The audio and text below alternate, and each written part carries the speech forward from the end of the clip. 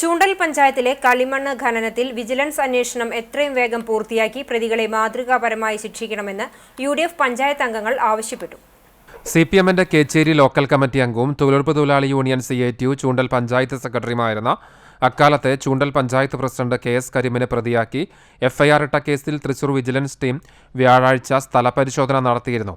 നിയമങ്ങൾ കാറ്റിൽ പറത്തി നടത്തിയ ഖനനത്തിനെതിരെ കോൺഗ്രസ് നേതാവ് CC ശ്രീകുമാർ നടത്തിയ പരാതിയെ തുടർന്നാണ് കേസെടുത്ത് അന്വേഷണം നടത്തുന്നത്.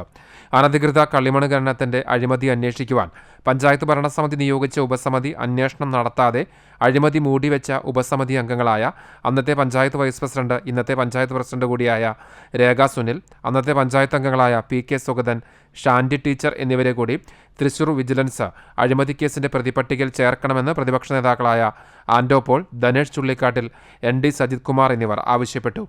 നിയമപ്രകാരം ഈ പഞ്ചായത്തിൽപ്പെട്ട ആളുകൾക്കാണ് തൊഴിൽ കാർഡ് ഇഷ്യൂ ചെയ്യുന്നതും ഈ കളിമണ്ണിന്റെ ഖനനം പരാതി കൊടുത്ത പഞ്ചായത്ത് പ്രസിഡന്റ് തന്നെ അഴിമതിക്ക് കൂട്ടുനിൽക്കുന്ന രീതിയായതുകൊണ്ടാണ് പഞ്ചായത്ത് പ്രസിഡന്റ്, അന്നത്തെ പഞ്ചായത്ത് പ്രസിഡന്റായിരുന്ന KS കരീമിനെ അടക്കം ഉൾക്കൊള്ളിച്ചുകൊണ്ട് വിജിലൻസ് കേസെടുത്തത്.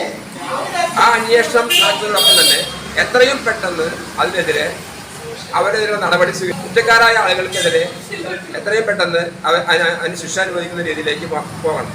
കളിമണ്ണ് ഖനനം നടത്തുവാനോ കുന്നിടിച്ച് മണ്ണെടുക്കുവാനോ അനുമതിയില്ലാത്ത ചൂണ്ടൽ പഞ്ചായത്തിൽ മണ്ണ് മാഫിയയെ സംരക്ഷിക്കുന്ന നിലപാടാണ് ഇപ്പോഴും തുടരുന്നത് എന്നും കളിമണ്ണ് ഖനനം നടത്തിയ കേസിലെ പ്രതികളെ ശിക്ഷിക്കും വരെ അഴിമതിക്കെതിരായ സമരം തുടരുമെന്നും പഞ്ചായത്ത് അംഗങ്ങൾ വ്യക്തമാക്കി. ഈ പഞ്ചായത്തിലെ കളിമണ്ണ് ഖനനം ചെയ്യാൻ പാടില്ല എന്ന, മണ്ണെടുക്കാനും കുന്നെടുക്കാനും പാടില്ല എന്ന നിയമം നിലനിൽക്കുന്നില്ല. ഈ അഴിമതി മാഫിയർക്ക് ചെറുത്തു നിർത്താൻ കോൺഗ്രസ് മെമ്പർമാരും ഇവിടുത്തെ കോൺഗ്രസും UDF ഒറ്റക്കെട്ടമായി സജ്ജരാണ് എന്നറിയിക്കാനാണ് ഞങ്ങൾ ഈ അവസരം ഉപയോഗിക്കുന്നത്.